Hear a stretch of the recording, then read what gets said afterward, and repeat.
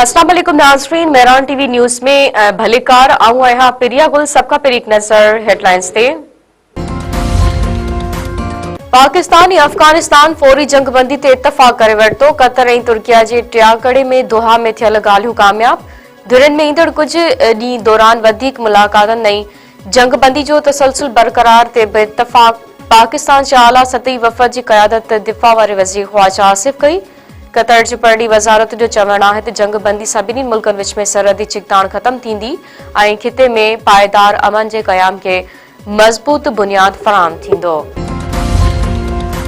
वज़ीर आज़म शहबाज शरीफ़ जी पार्टी सरबराह नवाज़ शरीफ़ सां मुलाक़ात। ॿिन्हिनि अॻवाननि में जाती उमराह में थियल मुलाक़ात में मुल्क जी मजमूई सियासी सूरतहाल ते ॻाल्हि ॿोल। वज़ीर आज़म शहबाज चयो आहे त पाकिस्तान काफ़ी अरसे खां सरहद पार दहशतगर्दी खे मुंहुं ॾेई रहियो आहे। अफ़गान अख़्तियारनि खे दहशतगर्द नेटवर्क ख़िलाफ़ असराइता क़दम खणणा पवंदा। सरहदी इलाइक़नि में दहशतगर्दनि तंज़ीमनि ख़िलाफ़ सख़्त क़दम खणण जी ज़रूरत आहे। नवाज़ लीग सरबराह नवाज़ शरीफ़ चयो आहे त पाकिस्तान असांजी रेड लाइन आहे, कंहिंखे बि मेरी अख सां ॾिसण न ॾींदासीं। क़ौम जा पुट पंहिंजी जान जी परवाह करण खां सवाइ वतन जी हिफ़ाज़त करे रहिया आहिनि। पाकिस्तान पहिरियों हाइपर स्पेक्ट्रल सैटेलाइट लॉन्च करे छॾियो। पहिरीं खाते जे तर्जुमान चयो आहे त हाइपर स्पेक्ट्रल सैटेलाइट चीन जे सैटेलाइट मर्कज़ तां ख़ला में मोकिलियो वियो आहे। हाइपर स्पेक्ट्रल सैटेलाइट जी मदद सां माहौलियाती तब्दीली, कुदरती आफ़तनि, ज़रई ऐं शहरी आबादी बाबति बरवक़्त मालूमाती मदद मिलंदी।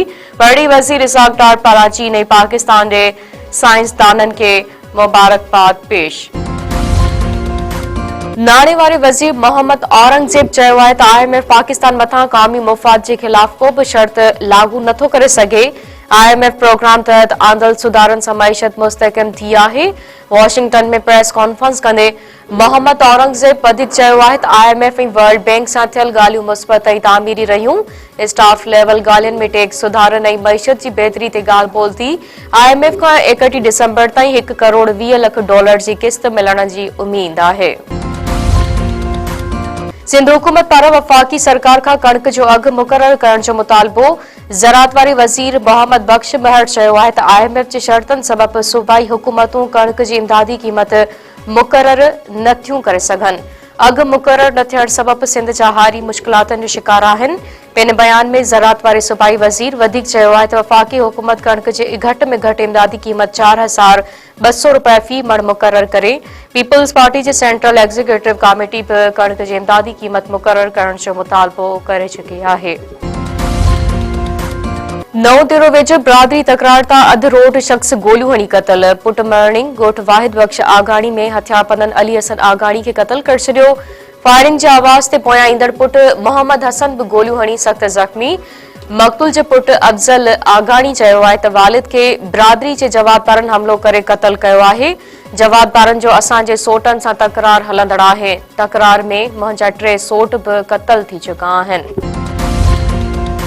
खोड़ा वेझो गुम थियल 2 नींगरनि जा पाणी जे तलाउ मां लाश हथ। ॻोठ लाल बख़्श भट्टी वासी ॿारड़नि रहमान ऐं मुज़मिल भट्टी जा लाश मिलिया। वारसनि मौजूब ॿारड़ा गुज़िरियल ॾींहुं गुम थिया हुआ। ॻोल्हा बाद लाश मिलिया।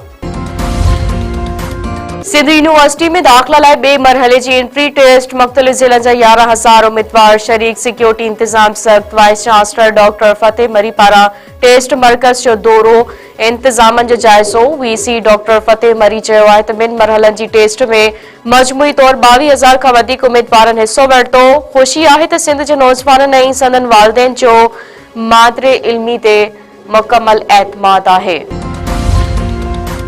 सारियुनि जे अघ में लात ऐं कटौती ख़िलाफ़ जमायत इस्लामी जा मुख़्तलिफ़ शहरनि में एहतजाजी मुज़ाहिरा। लाड़काने दादू ऐं कंबर में जमायत इस्लामी कारकुन रोडनि ते निकिरी आया। कश्मीर ऐं नसीराबाद में बि रैलियूं कढी मुज़ाहिरा। एहतजाजनि में आबादकार ऐं शहरी बि शरीक। अॻवाननि चयो आहे त सिंध अंदरि सारियुनि जे अघ में घटाई आबादकारनि सां ज़ुल्म आहे। जल्द मुनासिब अघ मुक़ररु करे नाजाइज़ कटौती बंदि कराई वञे। ॿी सूरत में एहतजाज जो दायरो वधायो वेंदो।